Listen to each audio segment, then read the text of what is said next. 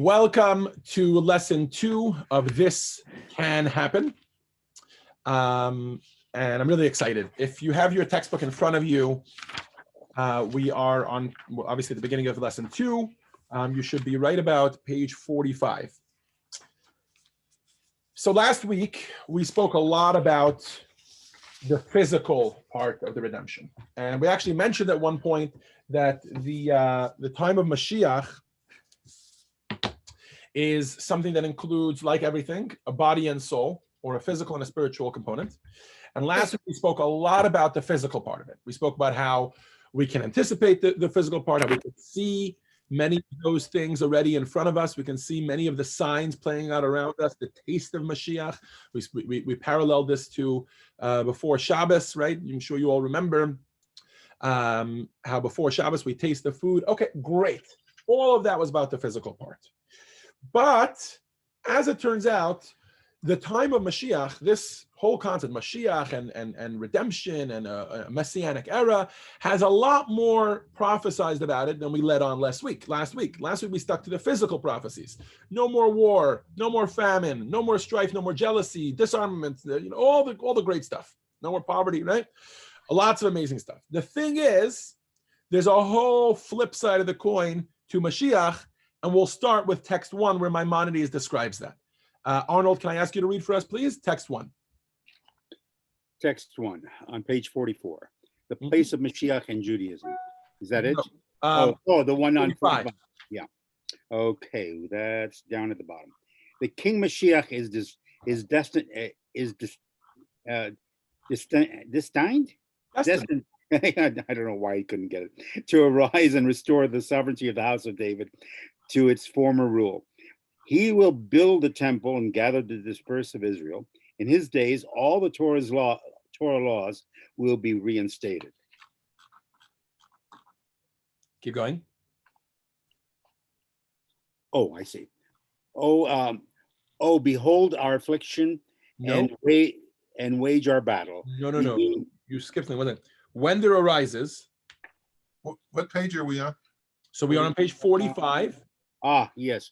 They stuck together. I'm sorry. That's okay. When there arises a king from the house of David who studied Torah and filled the mitzvah like his ancestor David, and in accordance with both the written Torah and the oral Torah, and he will influence all of Israel to walk in its ways and repair its breaches, and he will fight the battle of God. He is presumed to be Mashiach. If he does this and is successful, and he builds the temple in its place and gathers the dispersed of Israel, then he is definitely Mashiach. He will then improve the entire world to serve God together as it is written. Then I will transform the nation to pure language, that they will call upon the name of God and serve him with pure purpose. Zephaniah. In that era, there will be no famine or war, no envy or competition. Forgiveness will be in abundance, and all delights will be in as commonplace as dust.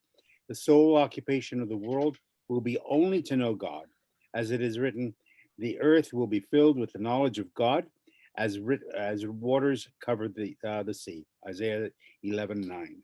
Thank you, Arnold. So I only have till page 42.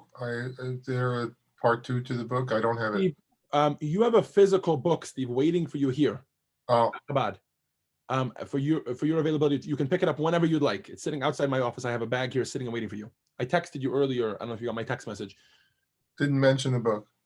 No, my text message. I sent you a text message. Oh, text message? Oh, hold on. Maybe I have your wrong number because I'm seeing that you haven't responded in a while. But you let me know. Oh, because I didn't open it lately. Hold on. Okay. Messages. Okay. Reminders starting now. No, but yeah. So before that, I wrote reminder. You can come get your book for the JLI course. Oh. So it's sitting outside my office. I mentioned it in the first email, the welcome email to the course, that there's a book pickup that whenever you'd like, you can come get it. They sit there, so even if I'm not at Chabad, anybody, you can come get that. I'm sorry that message didn't get to you before this class, but it's okay. You'll listen as others will read. I won't ask you to read. If it's not in the hallway, then it's in the library, because Rosa sometimes moves it Right. to the library. All right, but right now they're sitting outside. I just walk. I'm in the office now. So, anyways, so back to the topic at hand. Here's the discussion. Arnold just read for us, and thank you, Arnold, for reading so beautifully, a description by Maimonides that seems very different than last week's description. It definitely ends off with the no famine, no war, the world will be full with goodness, but it talks about things like building the temple, gathering the dispersed. Here's a big one, the completion of Torah and mitzvot. In other words, the Rambam views the time of Mashiach. One of the big prophecies about the time of Mashiach is that we'll have all of the Torah and mitzvot in its completion. So, for instance, many mitzvot that we don't do today, we don't do because we don't have the temple built in its in completion, right?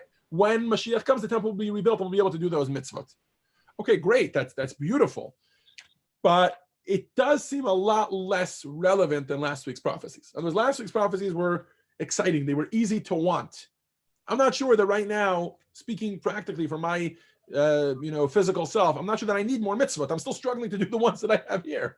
You know what I mean? Like the time of Mashiach is described here much more in a spiritual sense. Even the Mashiach himself, which last week was described as more of a person, he's going to be a king who will lead us in a way that we won't have any war and no strife, etc. This week is being described as a king who's very knowledgeable in Torah and mitzvah. He's more of a teacher than anything. He'll be very well versed in Torah and mitzvot, etc. Right?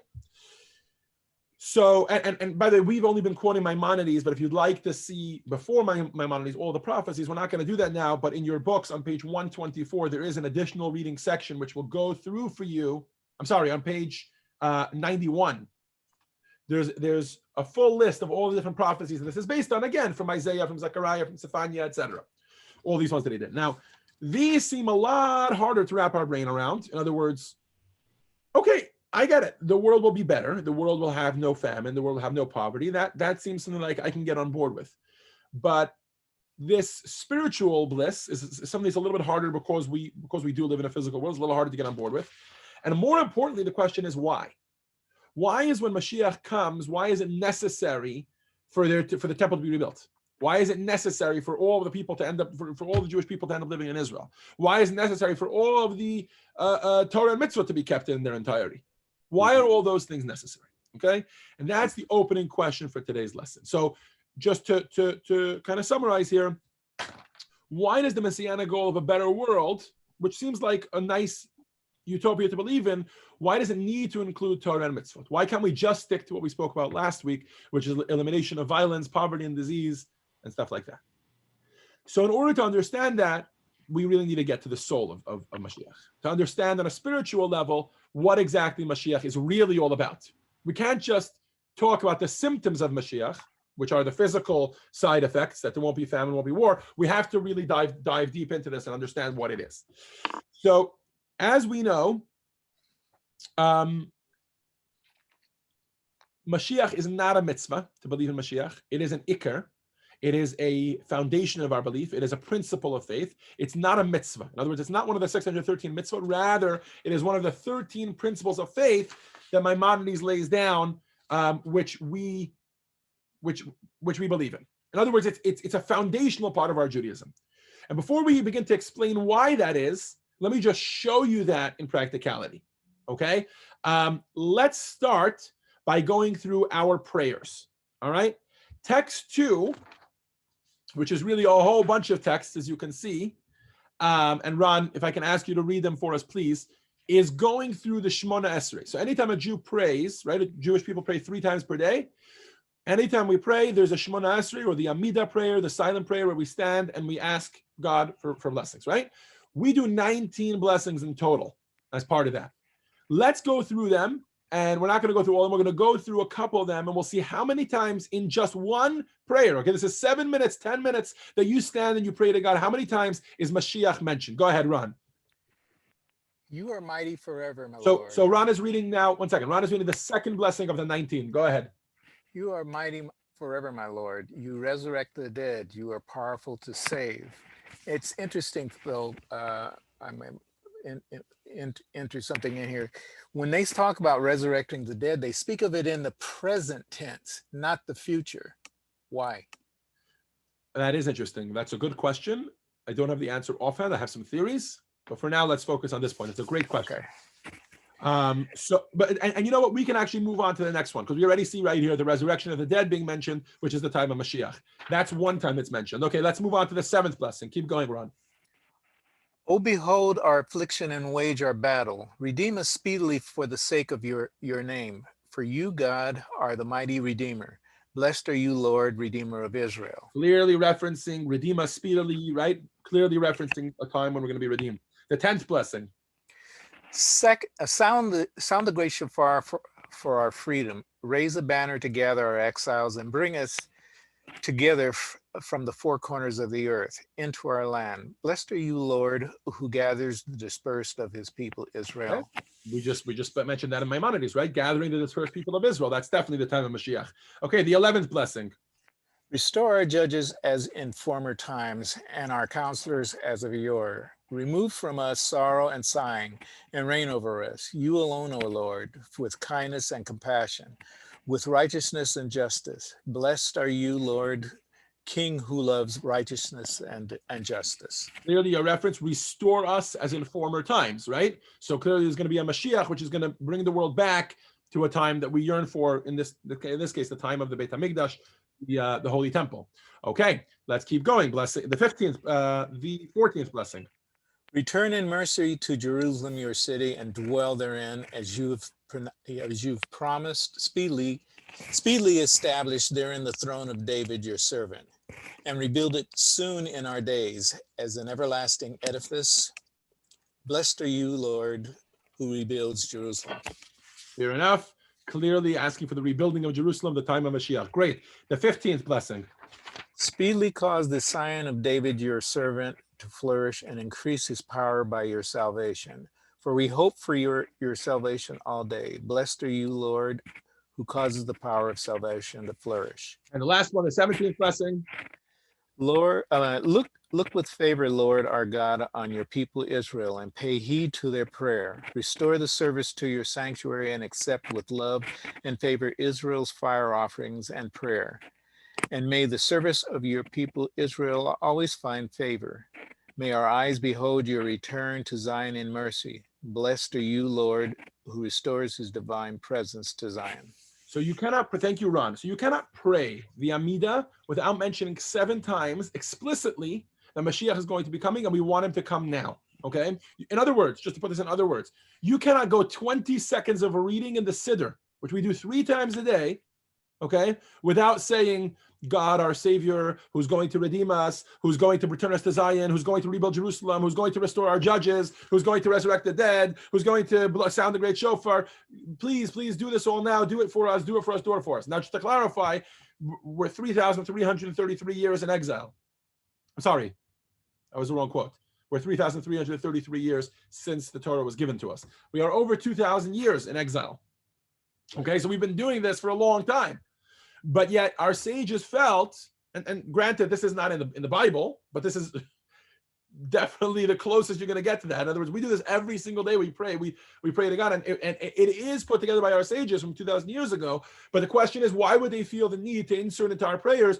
Of course, there's a prayer for healing the sick. If someone has a loved one who's not feeling well, they find extra meaning there. There's a prayer for sustenance, right? Asking that we should have a good job.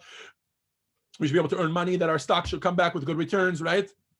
Et cetera, right? That Bitcoin shouldn't fall down too low or shouldn't go up too high, depending which side of the coin you're on. There's all sorts of prayers. We pray for all sorts of things. All those things make sense. We're praying for what we need. We pray that Hashem should forgive us if we sin to him. That seems great. What's with all this obsession about Mashiach? And it turns out that it's actually not just in our prayers. The case that I'm making here is how central Mashiach is to Judaism.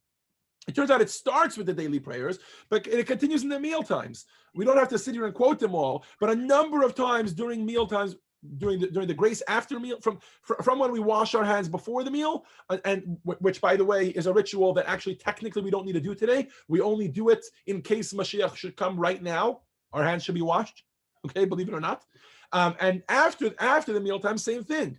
We say the grace after meals. If you've ever read it in English, you go through it. Uvenei Yerushalayim, we ask that God rebuild the holy city of Jerusalem. We ask that God should bring us back to our land. There's so many times.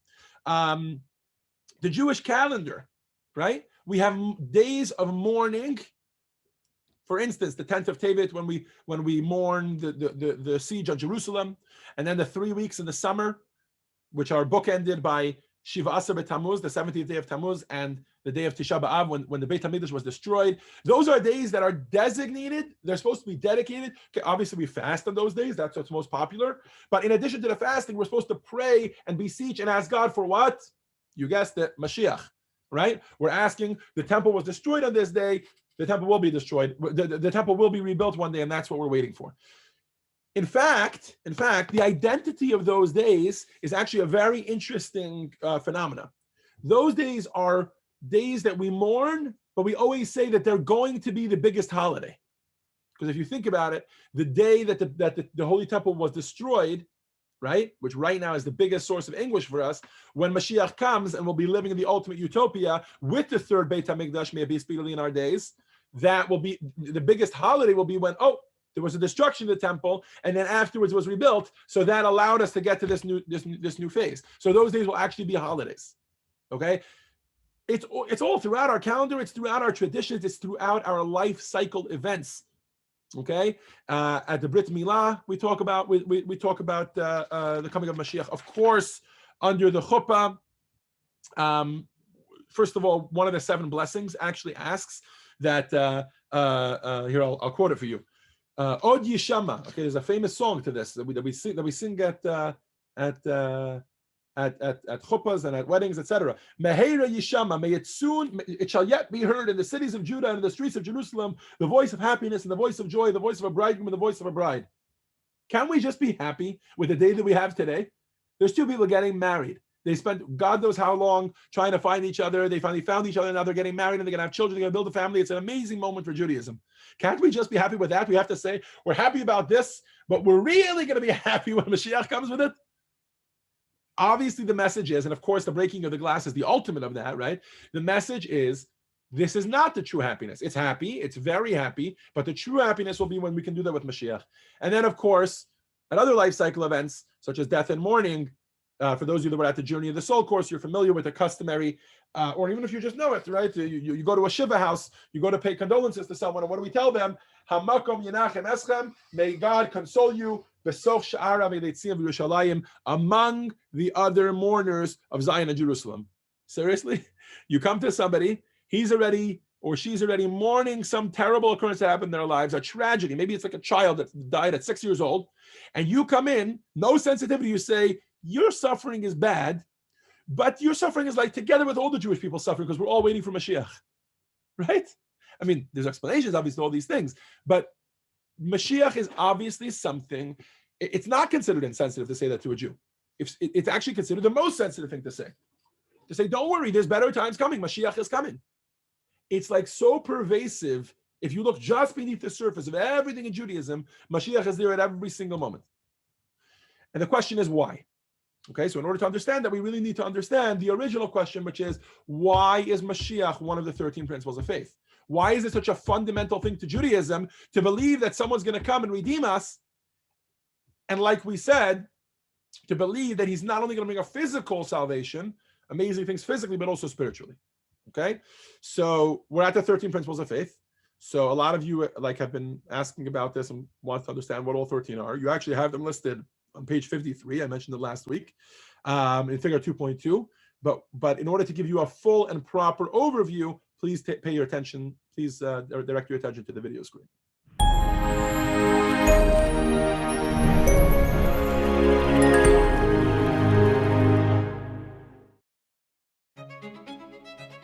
Rabbi Moshe ben Maimon, known in Hebrew by his acronym Rambam, and in English as Maimonides, was the Jewish star of the 12th century and a luminary for humanity.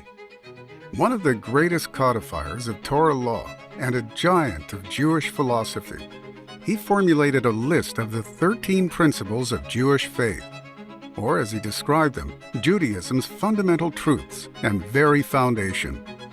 To this day, Jewish communities worldwide recite or sing summarized versions of Maimonides' 13 principles. 1. God exists. God is the essence of perfection and the primary cause of all existence. 2.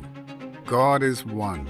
He is not a composite or divisible, but the most absolute and unparalleled unity. 3. God is non-corporeal. He has no body or parts, and all references to God couched in the terms of human experience, such as movement, rest, seeing, and speaking, are metaphors. 4. God is eternal. This also means that nothing pre-existed God or brought God into being. 5. We must serve God exclusively. That precludes worshiping any entity or force that God created or that we have imagined. 6. God communicates through prophecy. It takes hard work to become spiritually fit for prophecy, and even then, communication is entirely God's choice and initiative. 7. The prophecy of Moses is supreme. God chose him from all humanity, for all of time, to receive the highest degree of prophetic experience. 8. The Torah is of divine origin. The Torah scrolls every word, along with the explanations that Moses delivered to us orally, is all from God's mouth. 9. The Torah is not susceptible to change. It was delivered by God in deliberate form and never can or will be amended in any way. 10. God knows everything. This includes God's active attention to each individual at every moment. 11. God rewards and penalizes. God communicated his expectations and gave us the ability to choose. He assures that our choices bear consequences. 12. There will be a Messiah and a Messianic era. A time will come in which the Torah will be fulfilled in entirety, and we will fully benefit from the blessings that will ensure as a result. The Messianic era will be conducted by a mortal Messiah, a descendant of King David, who will become an unparalleled global leader. We must constantly anticipate his arrival. 13. There will be a resurrection of the dead. At some point, God will restore the departed souls of the righteous from heaven and recreate their bodies, to participate in and benefit from a perfected world. These principles begin with God as the primary cause of existence and conclude with a perfected world. Our ancient sages revealed that the reason that God created all that exists is for us to actively build the perfected world of the Messianic era. So on this short list, I'll say, because, they're obviously heavy hitters, of items that every Jew has to believe in and that are the foundations of all Jewish belief, there are only 13 items. And of those 13 items, 2 of them, which is a tremendously high proportion, are about the coming of Mashiach, the final 2, right? The belief in and anticipation of the coming of Mashiach, and the belief in the future resurrection of the dead. And they're on a list together with the most important things to Judaism, like belief in God, the oneness of God, the divinity of the Torah, God is omniscient, reward and punishment. These are like the tenets of Jewish belief. And Mashiach is on there together with those things.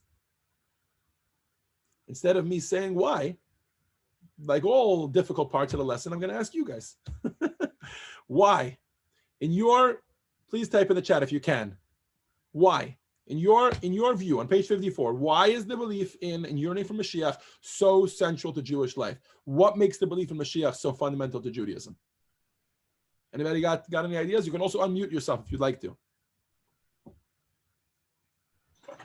Steve, what do you think? Stephen Muller, what do you think? Well, I don't know. The premise of that is, I think, to give a device to cope with the fact that everything in your life is not what you expect or want it to be. And so the Mashiach will come. I would like to know, when the Mashiach is here, what then is our purpose? Is it still tikkun olam to? Whoa, 1 second. You jumped. You were saying one point, and then you started a second point. Okay. First So point you anyway, mentioned, very good. that's the problem with that. That's why I personally like to see the Mashiach as metaphorical, because it's you're saying, well, okay, no wonder I'm miserable. The Mashiach hasn't come yet. I have an experience in having to do with the Holocaust. My parents were in Munkach, Right. Carpathians, and I'd like to show you a family photograph from a few years earlier, and you'll see my grandfather was very much a Chassid. Okay. He had the outfit and the beard and all of that. Okay. And he had 8 children, 4 sons, and 2 of them wanted to emigrate to Palestine and to escape the Nazis, of course. And he forbade them because the Mashiach hadn't come yet. I know there are a lot of Hasids who believe that now. And it turned out that both my grandparents and the 4 uncles were killed. The girls lived. One of them is my mother, obviously, and that I would rather have had a 2 uncles that are alive. I would rather have known my grandfather Exactly. and been assured that he believed strongly in the coming of Mashiach. Mashiach. Got it. Okay, so you mentioned 3 points. Okay, only one of which is relevant to the discussion we're having now. But just to clarify, you mentioned 3 points. Number 1 is you gave a reason why you think belief in Mashiach is so central to Jewish life, and you mentioned that it's a coping mechanism. Okay, Yes. It's something that and you started off even that you split up into 2 points. And correct me if I'm wrong. Number 1, you mentioned if anyone's life is less than, okay, like right now, Yeah. I live in a small house. I'd love to live in a bigger house. It's a coping mechanism to say to myself, don't worry, Mashiach one day will be here and I'll get to have the biggest house in the world if I want, right? Or I can't seem to make ends meet. I can't make rent or whatever, anything like that. Or somebody's sick, little things in my life, right? Yeah. And then maybe on the larger scope of things, maybe as a Jewish approach in general, right? We mentioned last week that our people have been through a lot, Holocaust, pogroms, financial segregation, all sorts of things like that. We can always say, listen, we live in America, things are great, but there's also anti-Semitism, and we want anti-Semitism to disappear. Don't worry, Mashiach is coming. Okay, that was the first point you mentioned. The second one you mentioned was actually a very good question. We're going to address that in later lessons. Okay, so the first one is where I'd like to have a conversation right now. Why is it so central to Jewish belief? And you're saying it's a coping mechanism. The second point you mentioned, which is a very good question, is what is going to be the purpose of the world once Mashiach comes? Okay, there's a lot of assumptions there. There's an assumption that we know what the world is. We know what the purpose of the world is. You mentioned 2 words which a lot of people throw around: tikkun olam. I have no doubt that you have like an understanding of that, but maybe not everybody here does. And even people who do have a slight understanding, maybe they don't have a full understanding of that. And we're going to talk about that. We're actually going to talk about that today. But once we understand what the purpose of the world is, then we want to know is Mashiach the realization of that purpose, and if it is, then what's going to be our purpose then? It's a lot of advanced questions, and we're going to talk about that over the next 5 weeks. Some amazing questions there. The last question you mentioned is really a little bit controversial. You made some broad judgment calls over there, like some broad assumptions that a lot of Hasidim believe today. There are some, but I personally do not ascribe to that belief that moving to Israel is kind of denying Mashiach, because if you move there without Mashiach bringing you there, then that's wrong. That's definitely not the Chabad approach. I know many other Hasidim, it's not their approach. Even in Satmar, which is the group that has that approach, it's a very, very small, I think it's less than 1,000 people. I think it's like 500 people worldwide that have that belief. I'm talking, of course, about the Niture Karta, for those of you that are not familiar. But the Satmar do hold like a slightly lighter version of that. Okay, but that could be a conversation for a different time for sure. Okay, because that's not my role here in this class to start defending the Satmar's point of view. But specifically, just to bring the class back on topic, why is the belief in Judaism so central, and why is it so fundamental to Judaism? So Steve is suggesting that it's a coping mechanism. Anybody have anything else? Yeah, go ahead, Vicky. If you have a short answer, you can type in the chat. That would be great. Go ahead. I see this as a part of personal responsibility that is part of Judaism and hope and future. I look very heavily at the resurrection of the dead. If this is all it is, then you can get away with a lot, right? But if you're going to have to be accountable one day to a greater source, if you're going to be brought back to life with your actions, and you are going to see that family, you're going to see that mother, you're going to see that father. So one, it's a symbol of hope, right? Right. If That's that what, will that's what, be that's what Steve resurrected, you will mentioned. get that opportunity to see your family again. Right.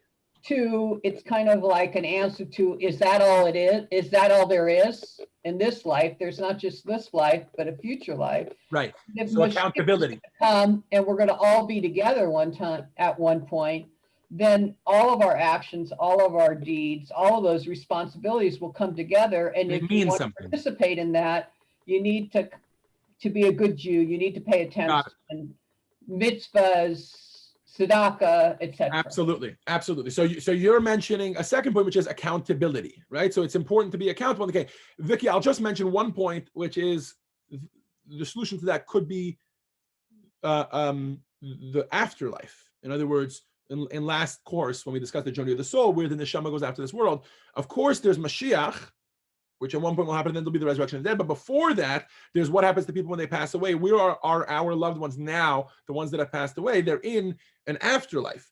There's also accountability there, but I hear what you're saying. When everybody else is around, there's a lot more accountability. Okay, so far we have hope, which both of you mentioned, and accountability. Okay, Laura, you wanted to mention something?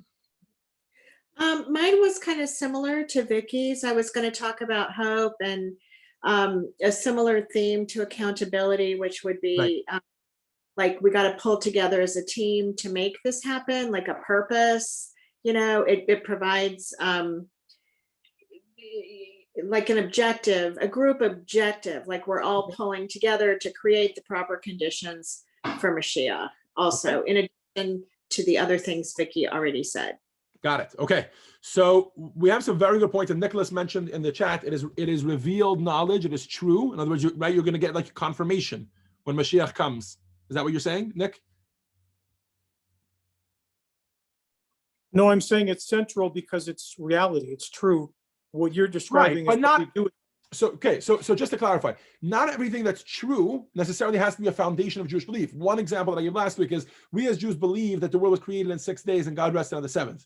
That's the whole premise for Shabbat, right? But we don't necessarily make that a foundation of our belief that if you don't believe that, your whole Judaism stands in flux. Mashiach is that way. It's much more central than believing that God rested on the seventh day, or that the world is 5,781 years old, or any other smaller, I'll put air quotes, belief that Judaism holds. That makes sense? And that's what we're trying to do.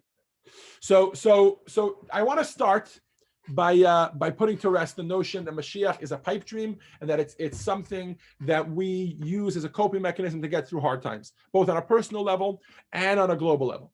And I'm going to do that in one very simple way. Okay? If Mashiach was a response, usually the way that narrative goes is that the rabbis came up with this concept after the destruction of the temple, because the Jewish people were at like a real high then. You know what I mean? Like they had the temple, they were leading, they were. Arnold's mentioning another reason, which I'll read it soon, Yosef Ilan.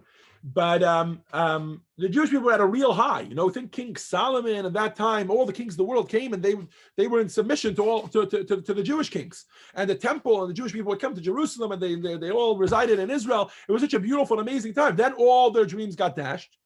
And this is how the narrative usually goes. So the rabbis needed to come up with something that's going to keep them going throughout the diaspora. So they said, you know what? Either it will or it won't happen, but let's have them believe in Mashiach. The problem with this whole narrative is that Mashiach actually predates anything negative happening to the Jewish people. In fact, it predates the Jewish people as a people. Let's see just how far back it goes.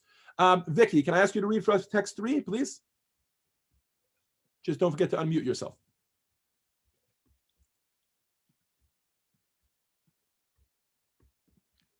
Vicky, you're muted. I'm sorry. It always has to happen at least once. What was that? I was reading away. Too bad. Right. Okay, text 3, go for it. The redemption process. God will return your exiles, and he will have mercy upon you. He will return and gather you from all the nations amongst whom God has gathered you. If your outcasts will be at the ends of the heavens, from there God will gather you. From there he will take you. God will bring you into the land your ancestors possessed, and you will possess it. And he will do you good and multiply you more than your ancestors. And you will return and listen to the voice of God and fulfill all his commandments. Thank you, Vicky. So this is some very important stuff. This is not only a prophecy or a foretelling of the coming of Mashiach in the Torah. This is God foretelling exile. Hashem says, right, that Mashiach is not just a solution to our exile, but Moshe Rabbeinu in the Torah is telling us there's going to be a time when there'll be an exile and then there will be a redemption. That's a very, very important thing to understand. Okay, because that means that exile was supposed to happen. Okay, that's a strong statement, and we'll talk about that in a minute.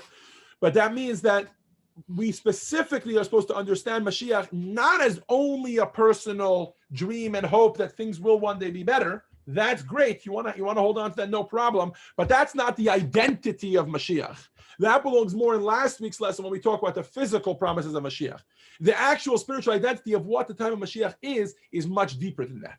It's something that was supposed to happen since the beginning of time. In fact, let's take this a step back, even further back. Laura, if I can ask you to read for us, please text 4a to the creation of the world. 4a and 4b. Go ahead. In the beginning, God created the heavens and the earth was chaotic and desolate, and darkness was on the face of the watery depths. And the Spirit of God hovered upon the waters. Okay, so far so good. Everybody's familiar with this verse, right? It comes directly from the opening verses of the Bible, the opening verses of the Torah. There's going to, in the beginning, God created the world. Great. What's this Ruach Elokim Mirachefes al Pnei Hamayim? What's this Spirit of God that's hovering above the waters? What is that? And God wasn't under the water? And God wasn't everywhere? He was everywhere. He preceded the world and he created the world, right? So what's the Spirit of God that was hovering above the water? So Rabbeinu Bechaya explains. Go ahead, Laura. This the meaning of this midrash is, in this passage, God is foretelling the end at the beginning. Now hold on, back up. The Spirit of God hovered. Oh, the Spirit of God hovered upon the waters. This is the soul of Mashiach, from the midrash Bereshit Rabbah 2:4. And then Rabbeinu Bechaya explains the meaning of this midrash is. Yeah, in this passage, God is foretelling the end at the beginning. Isaiah 46:10. The Torah's intention is to indicate the end of time at the very beginning of time, to teach us that the ultimate purpose of God's creation of the world is the days of Mashiach. Thus, the original thought is actualized in the conclusion of the work. Okay, so this is some pretty powerful stuff. Okay, so Rabbeinu Bechaya is making a point here, and the Medrash is really making this point, that Mashiach not only is prophesied by Moshe Rabbeinu in the Torah, but Mashiach actually predates the world. As the world is being created, God embeds Mashiach. And that's what exactly this, you're not supposed to, none of us should be understanding fully what this means yet, because that's the rest of the lesson. We're going to try to unpack this idea. But something was there, embedded within the DNA of the world of Mashiach. And that was the purpose of the world, and that was the completion of the world will only be once Mashiach comes. So if you look at figure 2.3, and that's going to grow as we go along, the concept of Mashiach, or has been growing as we go along, the concept of Mashiach, number one, is a central pillar of Jewish faith. It's 2 of the 13 principles. It's central to Jewish prayer and practice. In other words, it's prevalent throughout our tradition. But in addition to that, it predates exile and it predates creation, making it really the mission statement for the world. Okay? And that's the real kind of paradigm shift that we're going to try to do in this lesson. We're going to try to shift our understanding of Mashiach instead of being something tacked onto Judaism, because that's clearly not what it is. That's what we spent the past half hour doing. It's clearly not something tacked onto Judaism. It's all over our prayers. It's all over our belief system. It's even historically predating almost anything else that we have. So what is Mashiach then? The only answer is the Mashiach is actually a mission statement for the entire world, and that needs a lot of explanation and unpacking, which is what we'll spend the next 40 minutes doing. Yes, Vicky, go ahead. Oh, sorry, I muted you instead of unmuting you. I apologize. Can you just hit the unmute button again? Go ahead. Yeah. I guess I just don't see that that's what it's saying when it says, and the Spirit of God hovered above the waters. I read this passage a lot because I actually wrote a whole poem about Genesis and the beginning of the earth when I Okay. was young. And so the Spirit of God hovered upon the waters. I always interpreted that God doesn't just create, but that he stays with his creation. And I always interpreted that also as part of that he is with me, right? He's not just one and done. You know, you do something and you're gone. That the Spirit of God hovered upon the waters to me is that he stayed with his creation. I didn't and still don't see how this connects to Right. So I don't want to take away from your understanding of the verse. And to be fair, No, I'm nothing. This is my interpretation. hold on, that's fine. That's fine. It's actually a good interpretation. I'm sure that if we went through all the commentary in that verse, you'd probably see that somewhere. It's a very, very valid interpretation. It's just not the only interpretation of that verse. And according to many opinions, there are actually 70 meanings to every single verse in the Torah. We're talking about godly wisdom here, which is beyond the scope of anything, right? What we're going with here, because we didn't have the explanation of Vicky Belmont, and I never read your poem, and I would love to read it, and that's fine. I would love to read it. But what we are going with here is the Medrash. So the Medrash explains this verse as meaning that when God created the world, he also created the spirit of Mashiach. Ruach Elokim, the spirit of godliness there was the spirit of Mashiach. Now, in case anybody is just doubting the Medrash and saying, so why should I believe the Medrash? That's not the topic of today's class. But if that is something you're struggling with, I highly encourage you, and I've mentioned this before in other classes, but I gave a 6-week course once on the oral Torah, the Medrash, the Talmud. Like, why do we treat these things with such reverence? And perhaps some of you don't treat it with as much reverence as I do, and you'd like to. If that's something you struggle with, what collectively people call the oral Torah, in other words, not the words that it says in the actual Bible, there's a 6-week course that I highly, highly recommend you watch, which I gave here, and some of you I know were present at it. It was called Judaism Decoded, and it literally goes through how we know the oral Torah is true, where it comes from, how it's not just a whole bunch of rabbis making stuff up as the generations go on, and it's not godly, like why we treat it with just as much reverence as the written Torah, and why it actually comes directly from God. It's actually an amazing course if you have the time to listen to it before Shavuot, because we're going to be celebrating the giving of the Torah or the receiving of the Torah. So it's an amazing, amazing kind of preparation. It's a 6-week course, just like this one. Each lesson is an hour and a half, and it's on my YouTube channel. And in the follow-up email to today's lesson, I will, God willing, if I remember, and if I don't, feel free to respond and ask me for it. I will link the entire course called Judaism Decoded. It's a on YouTube, it's a playlist of 6 lessons. And if you want to get the full experience, you can go on Amazon and buy the textbook for Judaism Decoded, and then you'll have the full experience, except for being able to ask question and answers, which I'll be happy to answer by email. So that's just, again, in general, if somebody is struggling with understanding why we treat the oral Torah with such reverence. But that's the answer to your question in short, Vicky, is that we're going with the Medrash, and the Medrash is some very powerful stuff. Unfortunately, the Medrash has gotten a little bit of a weird dogma about it. I think a lot of it has to do with Hollywood, that Hollywood looks at the Medrash as just great material. So they make movies based on the Medrash, and then they add in their own stuff. And it's just become like, oh yeah, I don't know. You know, there are screenwriters today who write scripts for movies, and then there was somebody who wrote the Medrash. And that's like heresy. The Medrash is very, very holy, and we could talk about that, but it's beyond the scope of today's lesson, if that's fair to say. Thank you. Okay. So that's why we're going with the Medrash here about okay. So now, where were we? So Mashiach is not only central to our faith, right? From a philosophical perspective, it's also central to our practice. It's found throughout practice in Judaism. It predates exile and it predates creation, leaving the only real answer to be, and I'm so glad that I left Arnold's answer that he typed in the chat to read till now. When I asked the question, why is Judaism so central? Arnold hit the nail on the head. It's a system of growth. Just as a child has to have a goal to walk, etc., so it is with us in the spiritual realm. We need to have the goal of reaching out to the goal of Mashiach. So Mashiach is not just a hope and a coping mechanism for during exile, although that's true. Mashiach is not just a level of accountability and a time that's going to come when we'll be accountable for our actions, although that's true.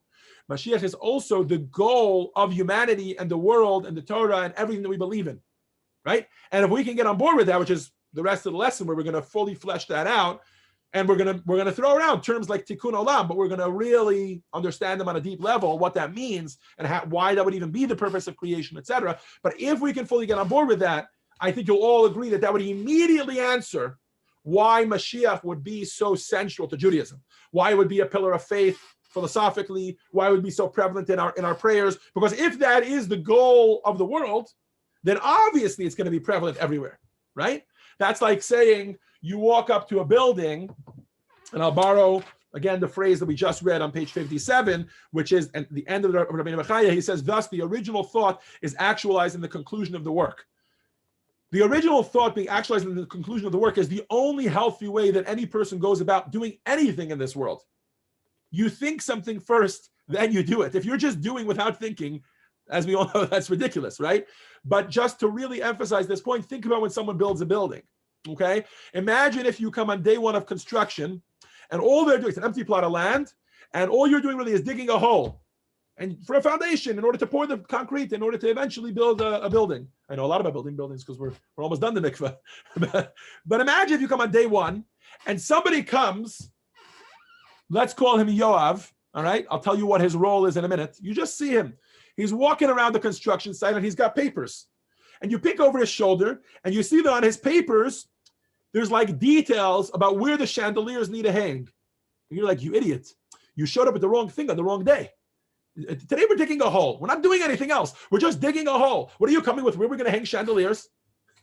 Of course, Yoav is the contractor and he has the full blueprint for the building in front of him. And if he wouldn't be thinking about where they're going to hang the chandeliers, then you wouldn't be able to pour the foundation properly, right? So again, to quote, thus the original thought is actualizing the conclusion of the work. Really, this is the only way that makes sense for God to have created the world. He has to have embedded in the creation of the world the purpose of the creation of the world, and Mashiach has to have been there at the start. If Mashiach is the conclusion and the realization of that goal, then that has to have been present at the start, right? When God created the world. And that's the argument we're making here. Okay.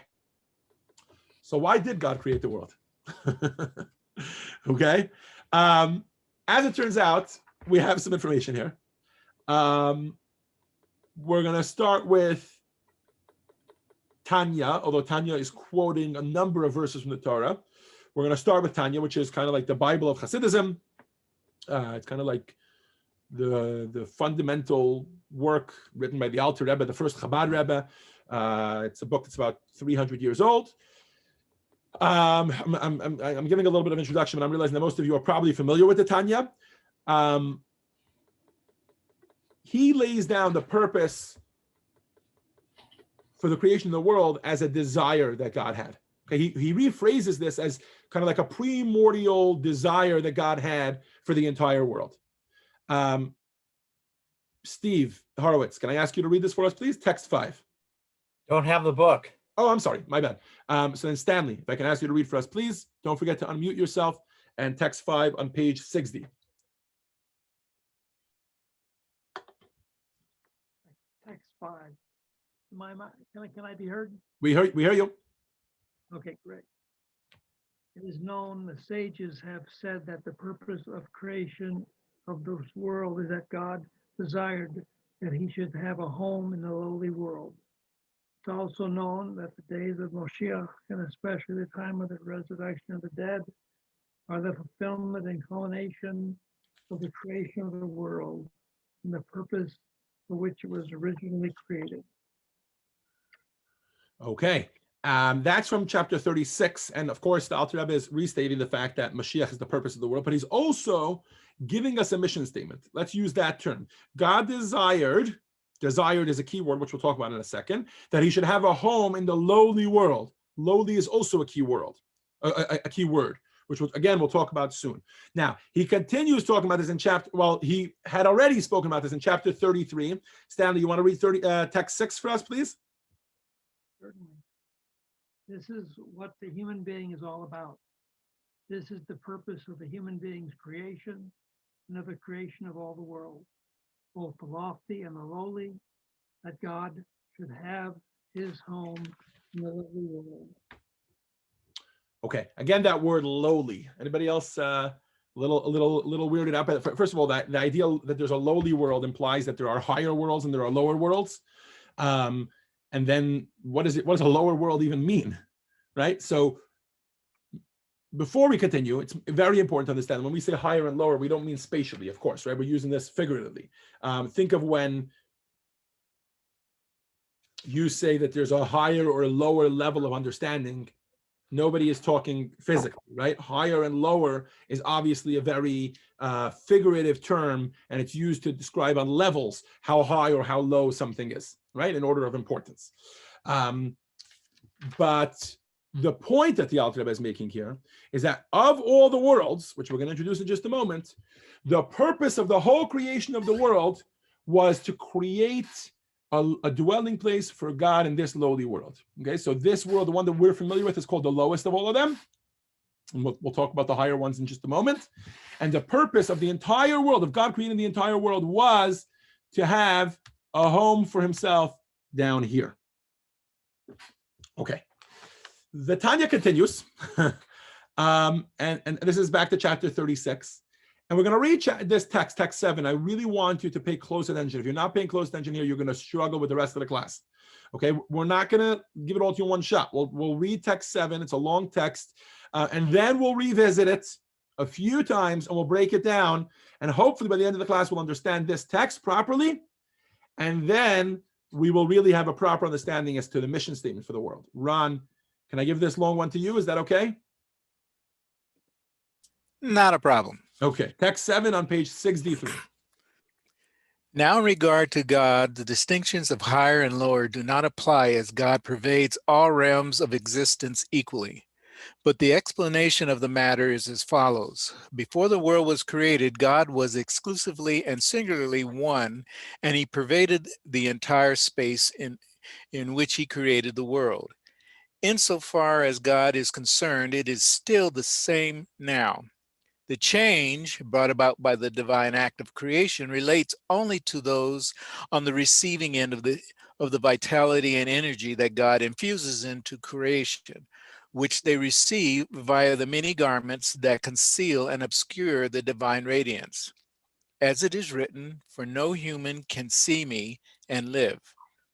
This is the concept of Hishtalut, the downward descent of the worlds, level after level, by means of the multitude of garments that conceal the energy and vitality that emanate from God, until the physical and materialistic world are created, which is the lowest in degree, of which there is none lower in regard to the concealment of God's radiance. Thus is a world of doubled and redoubled darkness, to the extent that it is full of unholiness, namely elements that actually oppose God, declaring, "I am, and there is nothing else beside me."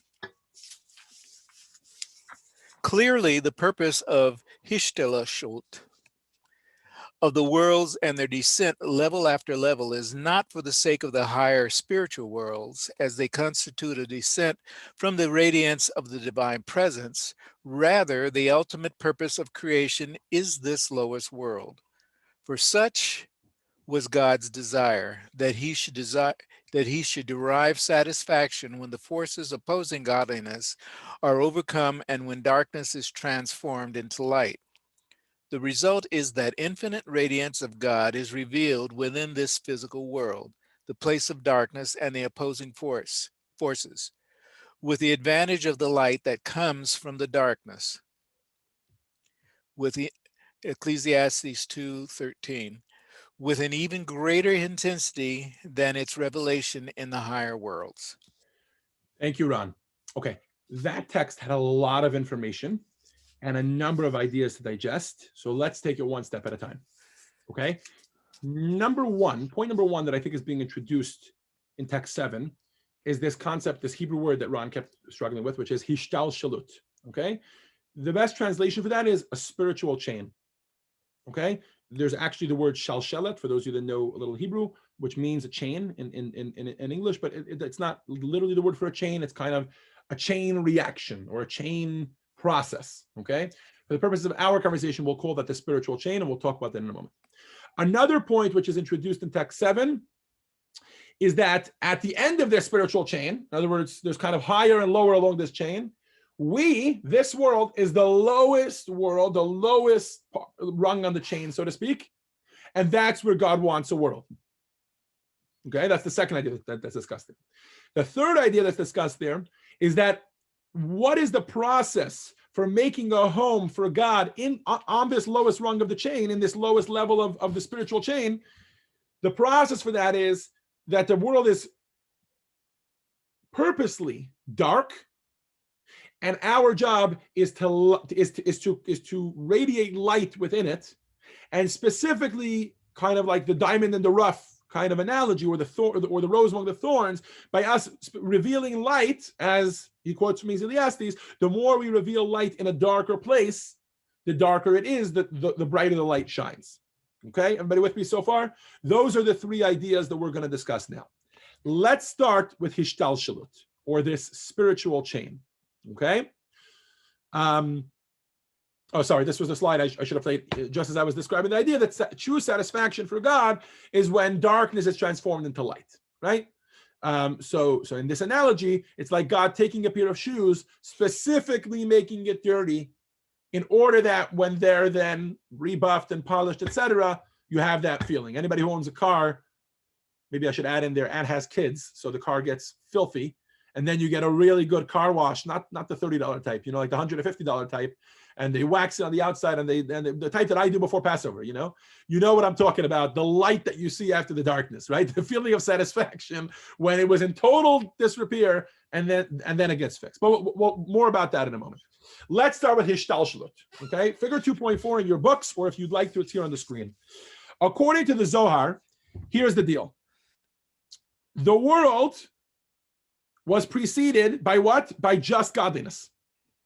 Okay? So before, in the words of the Zohar, before God created the world, Hayahu, I'll say in English, he and his glory filled the entire space. Okay, lots of questions there. Was there space? Was there time before the world was created? It's a really ambiguous time that's very hard for us human beings to wrap our brains around, what there was before this world was created, right? Remember, we're not just talking about before the earth was created, we're talking about before the universe, the Milky Way, before all of it, right? What was there? So in the words of the Zohar, God and his glory filled the entire space. Okay, let's go with that as a starting point. Then started this spiritual chain that we're going to talk about. And very generally speaking, it worked in 4 steps. The first layer, or what we'll call the first world, the first rung in the chain, was Atzilut, or emanation. The second one was Beriah, creation. The third one was Yetzirah, formation. And finally, this world of action, Asiya. Now, these worlds, as we mentioned, are progressively higher or lower. And the question is, what does higher or lower mean? Okay, so one theory that you could go with what higher means, we just use a term we use all the time, closer to God, right? In the world of Atzilut, in the world of emanation, they're closer to God than we are. The lower you get, the lower they are, and the further away they are from God. Anybody have any issues if we use that as a running translation for higher and lower in this regard?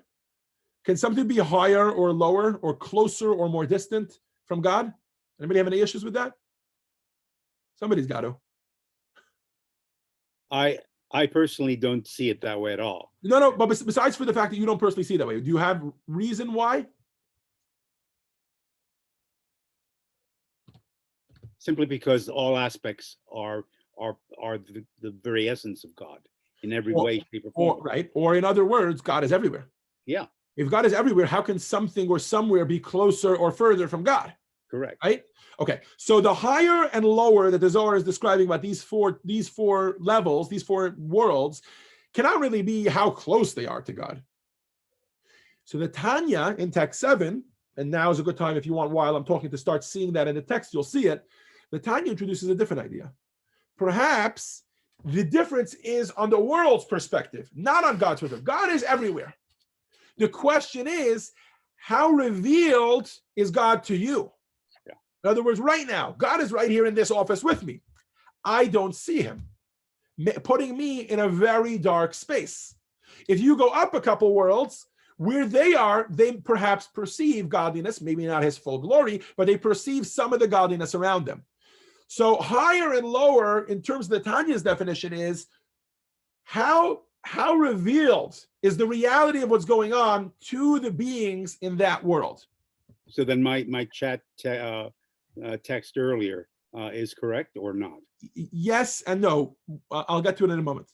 So this is a really delicate point, and I really want to make sure everybody understands this. I have an analogy for you here, okay? About 100 years ago, wonderful man, Pasadena celebrates him tremendously. His name was Albert Einstein, discovered a certain truth about our existence, right? The equivalence of matter and energy expressed by the mathematical equation E equals mc squared, right?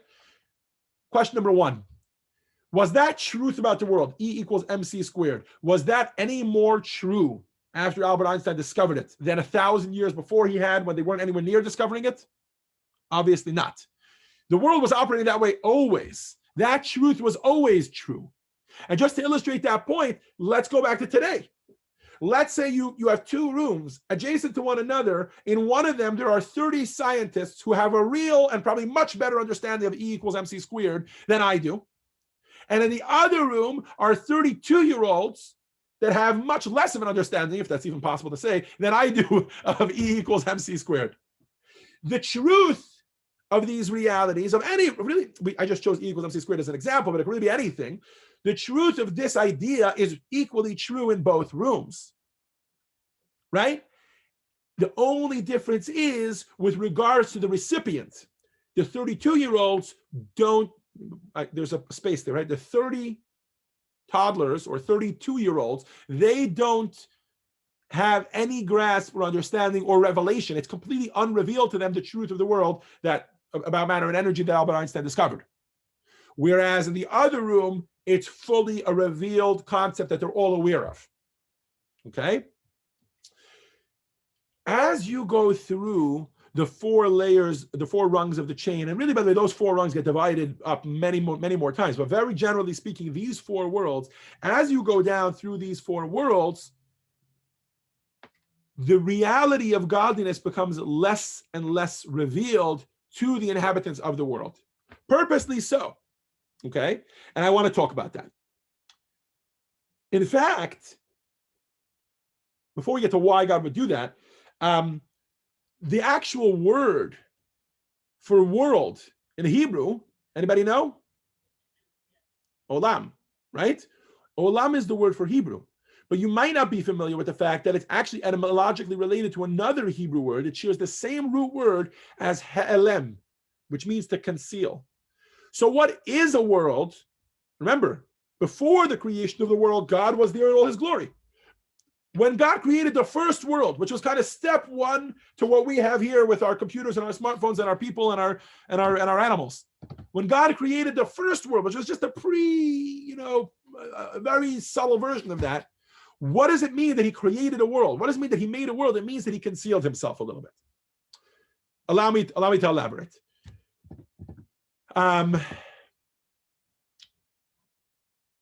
In order to create the world, God had a problem. You see, if you're the sun and you want to shine into one room, right? So there's sunlight in this. There actually isn't. There's no windows, right? But let's assume that there was sunlight in this room that I'm in right now. And I'm assuming I see most of you, that there is sunlight in the room.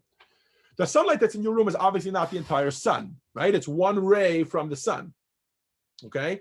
In order for that to happen, the light of the sun needs to contract into the rays that come down into your room. But let's just imagine for a second that these rays are hanging out in your room, there's sunlight in your room, and then all of a sudden the entire sun comes and enters your room, leaving aside anything else that might happen, like explosions and burning up and all sorts of things like that. Leaving all that aside for a second. Or let's do it the opposite. Let's say the ray of the sun goes back into the sun. Your big issue that you have on hand here is that when the ray of the sun is in the sun, it doesn't exist because the sun is everything. There are no rays. It's just the source of all light. When you take a flame, when you take a little match that has a flame on it and then you put it into a bonfire, you can never pinpoint that flame. Not just because there's so many flames that you can't pinpoint it, it just becomes swallowed up in the oneness of that entire flame. What you have to do in order to pull it out is to find a way to contract it and make it very, very subtle. And the most important part of that is what we call in Hebrew, tzimtzum. Some of you are probably familiar with this concept, or concealment. Okay, so the first step that God did before he created the world, in order to allow for the existence of anything else, In order for anything to feel itself and to exist, God had to conceal his own glory.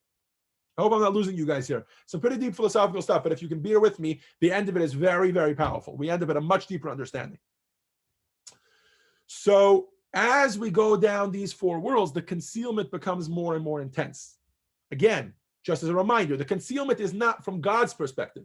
God is truly revealed everywhere. The concealment is from the inhabitants of that world's perspective. They appreciate God less and less as the worlds go down because God is figuring out ways to conceal himself more and more and more from them, even though he is fully present. Everybody with me so far? Okay.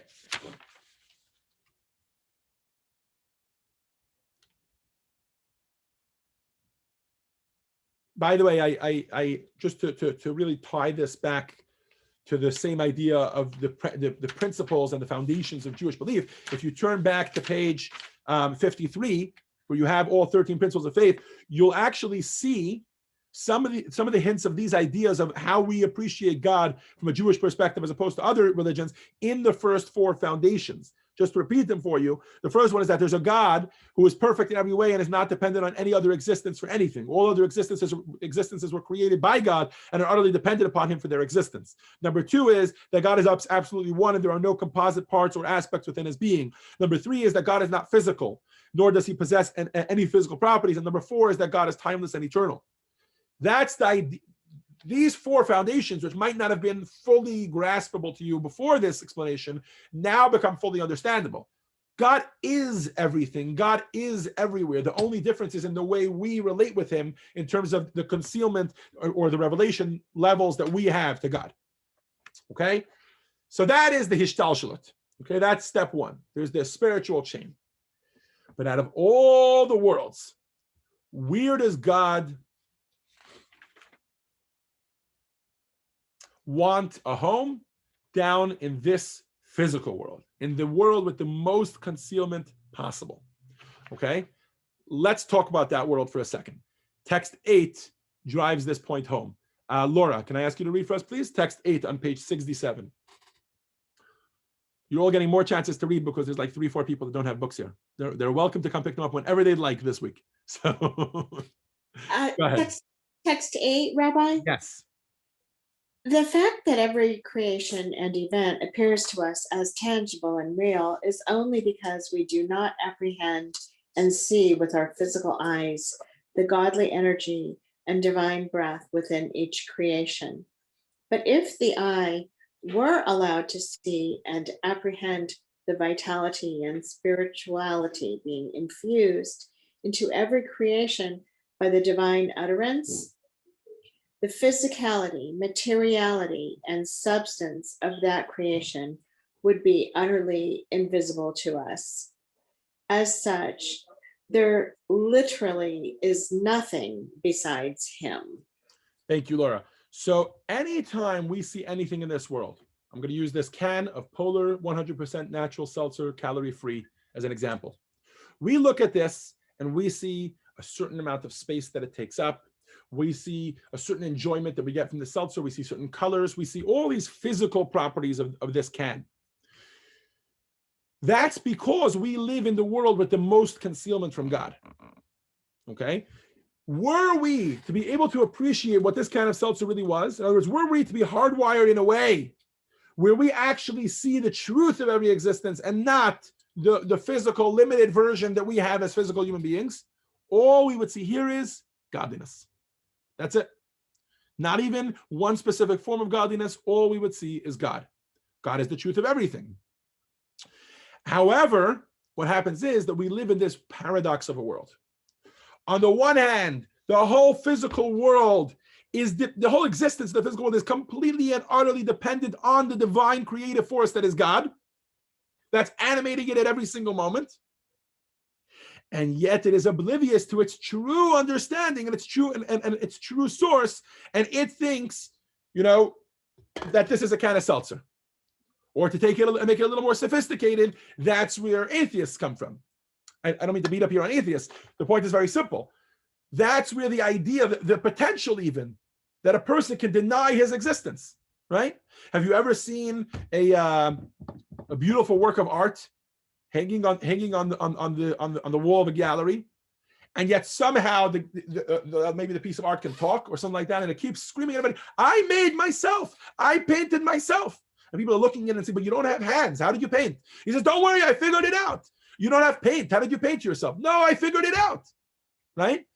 Most things, if they were created by somebody else, they're usually a testament to who they are. Most works of art, for instance, art curators can tell just by the work of art who it is that painted it, right? Very often, we know this about houses and buildings, right? There are signature moves or signature things that the contractor or the designer of the home or the architect puts in, whether purposely or even subconsciously, that sign his work, that they show that this is something that he made.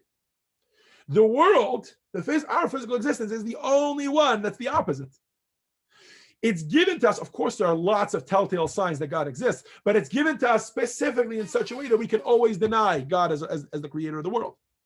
That's why atheism even becomes a possibility in this world. And what is the purpose? The purpose, of course, is to us to proclaim the oneness of God in this world, which we're going to talk about in just a minute.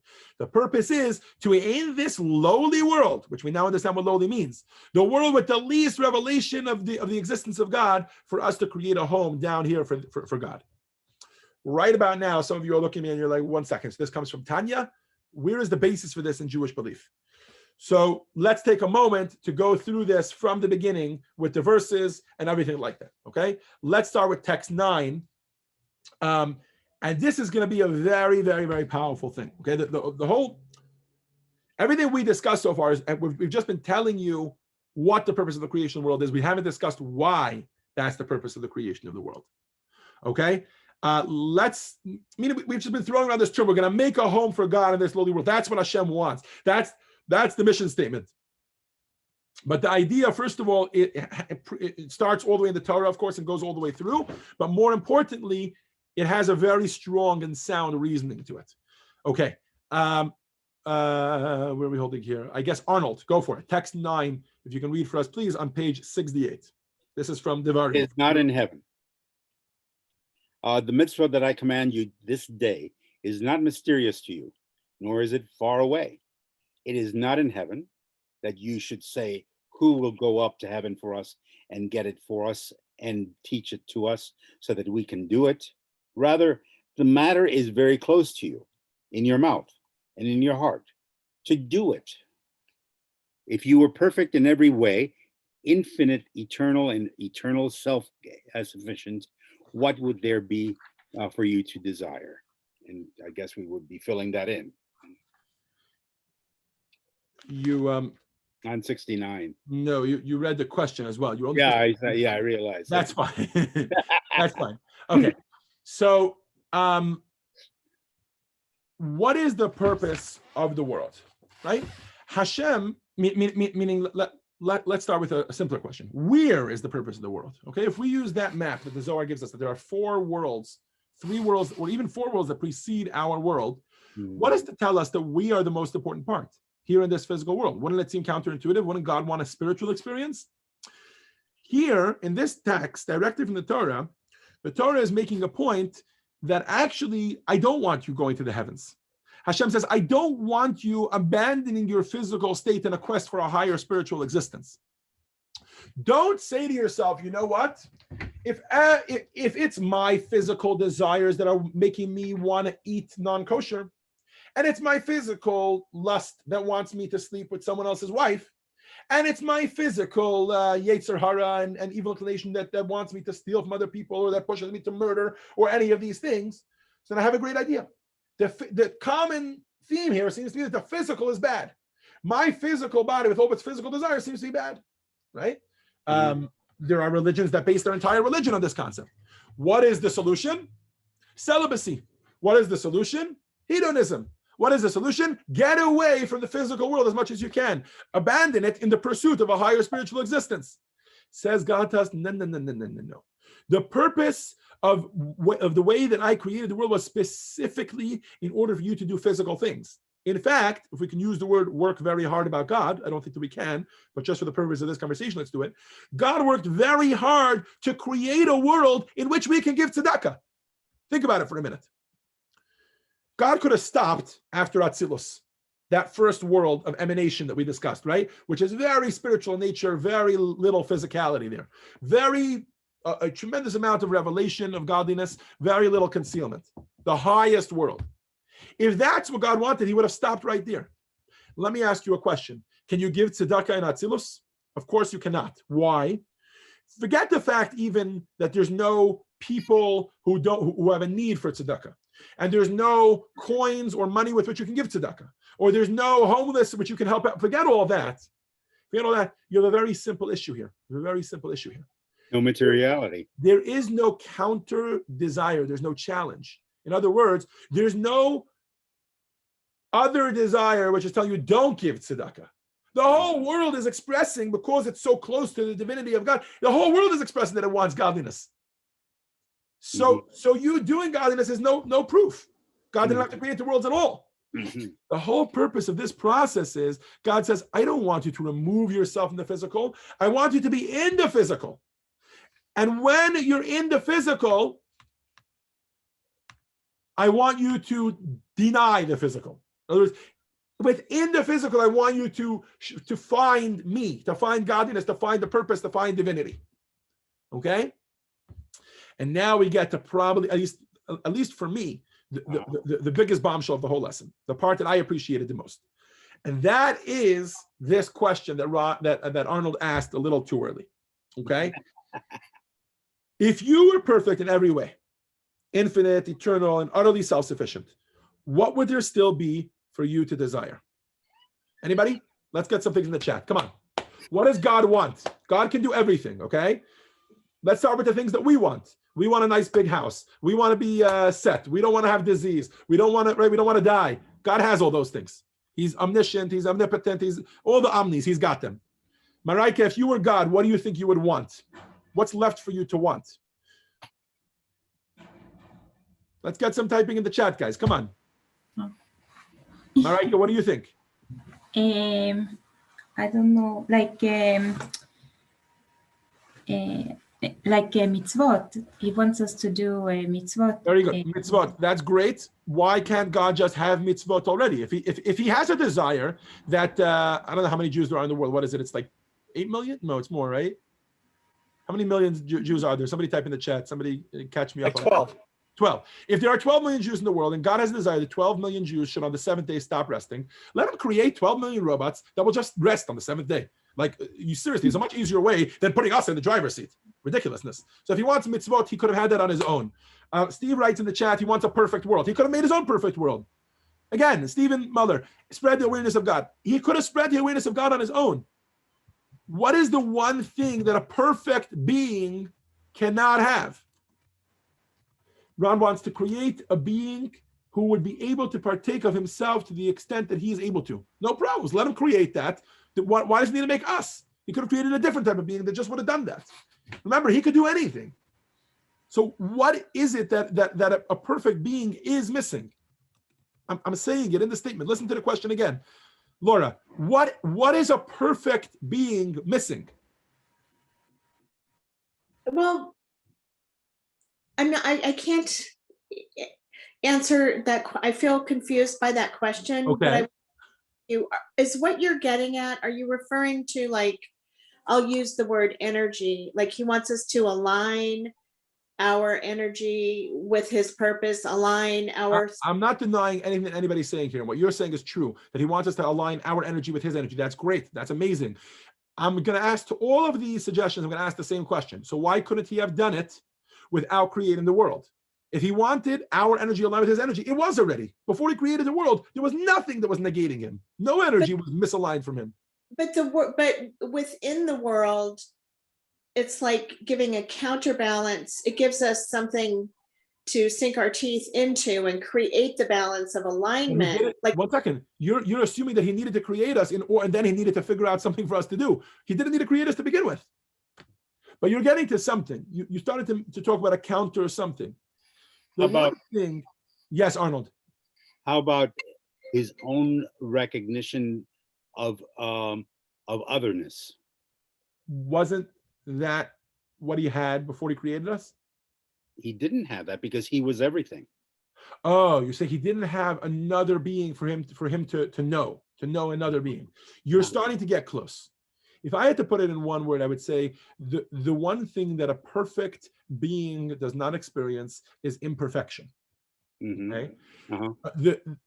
To start to develop into details, a perfect being doesn't experience challenge. Why? Because there's nothing that challenges it.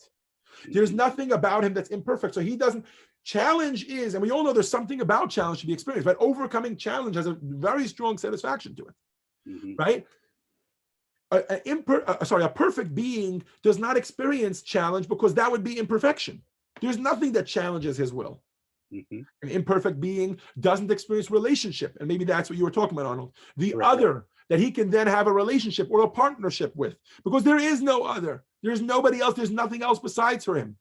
He never experiences achievement, overcoming that challenge, and appreciating that feeling of overcoming challenge. Now, it is important to understand that this is not like a need that God had. God was perfect even without fulfilling this desire that he had. It was a desire that he chose to have and that he's currently choosing to fulfill.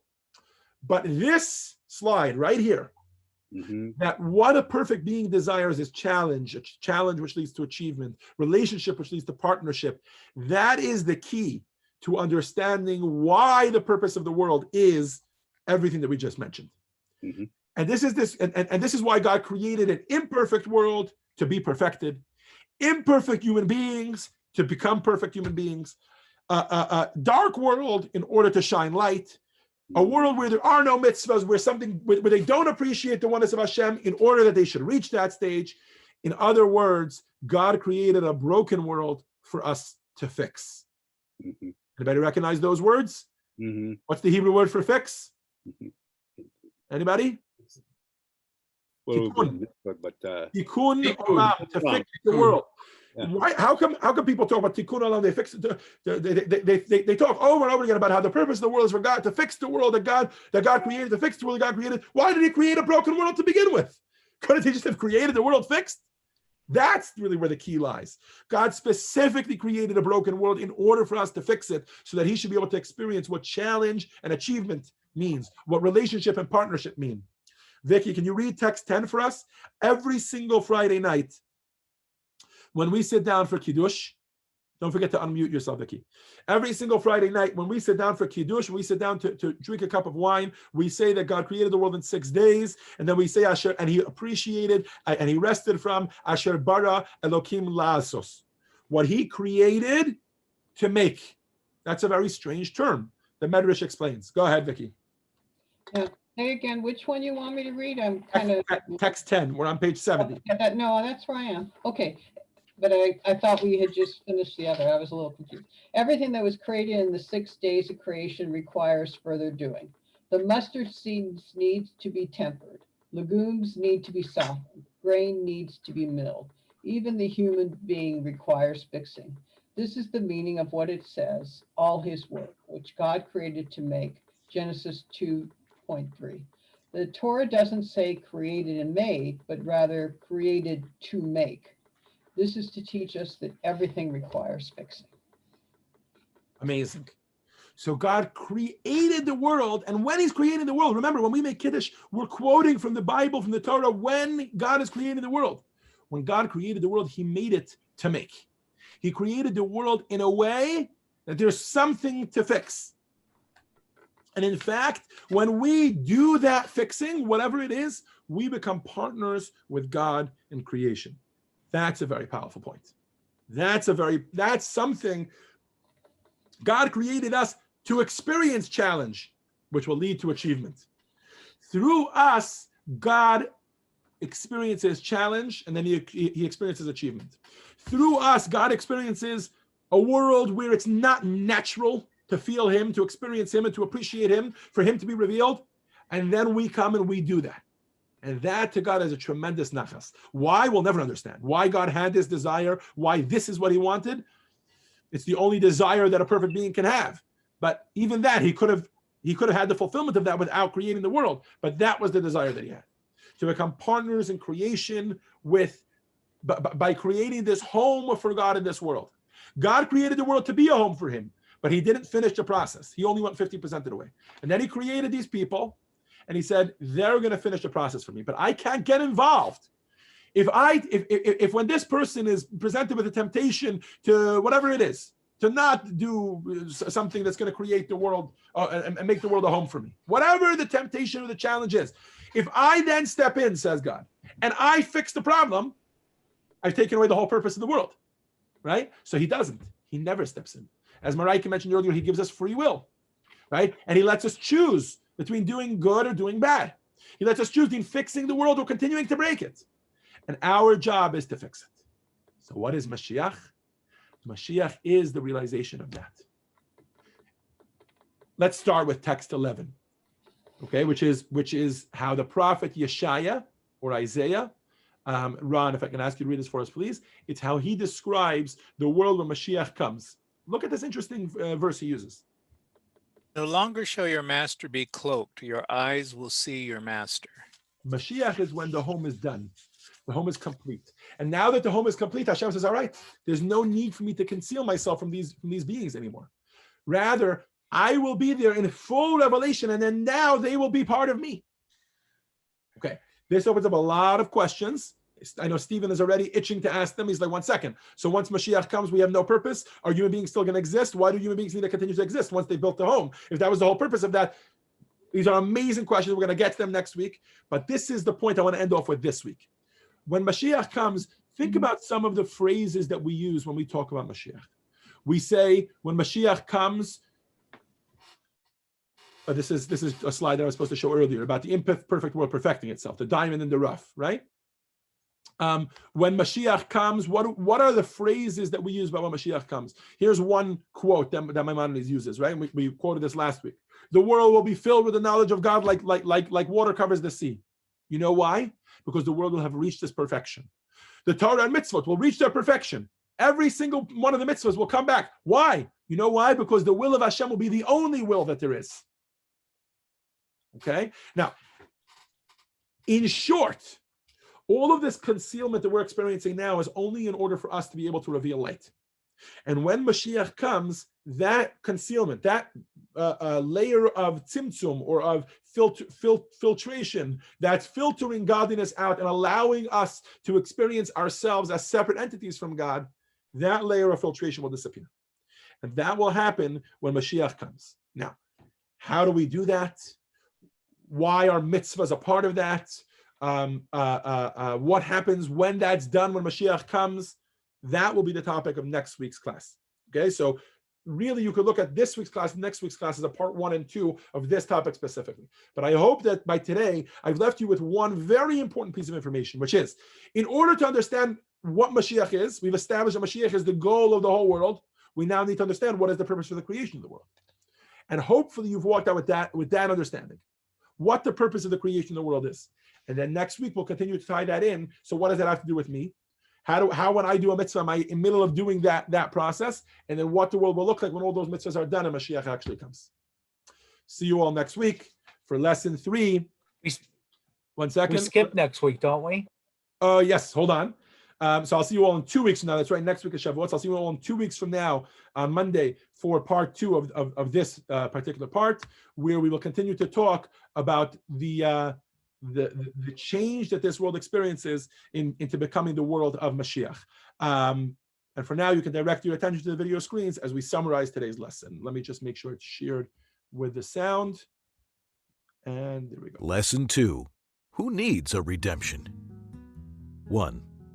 Mashiach is more than a Jewish belief. It is one of the 13 foundations of Judaism and pervades every area of Jewish observance, Jewish history, and the Jewish consciousness.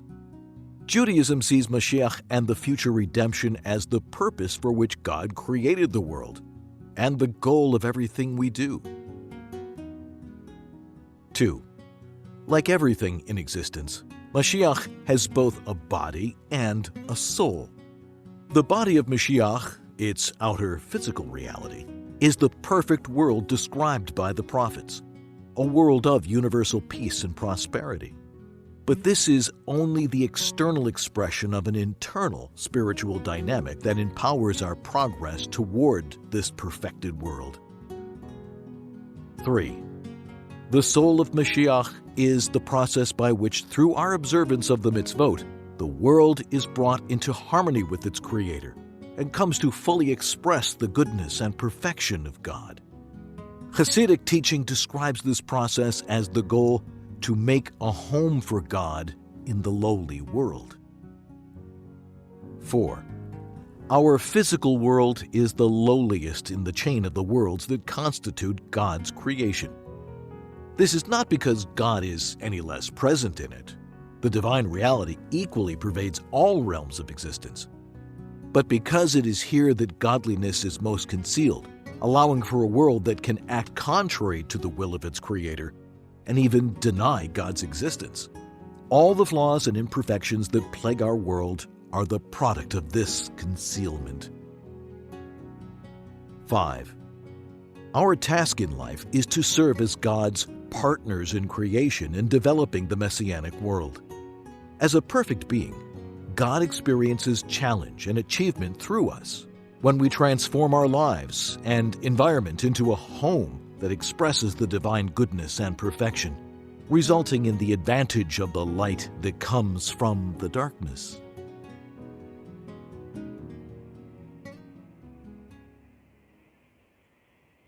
And with this, we conclude lesson 2 of This Can Happen, Who Needs a Redemption?